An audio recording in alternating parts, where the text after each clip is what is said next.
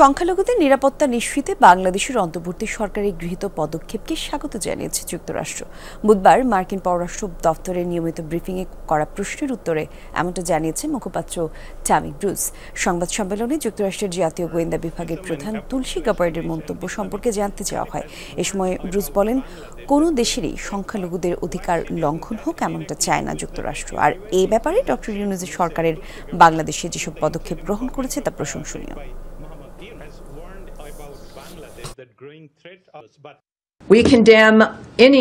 আমরা যে কোনো দেশের সংখ্যালঘুদের বিরুদ্ধে সহিংসতা মেনে নিতে পারি না এবং বাংলাদেশের সবার নিরাপত্তা নিশ্চিত করতে অন্তর্বর্তী সরকারের নেওয়া পদক্ষেপকে আমরা স্বাগত জানাই।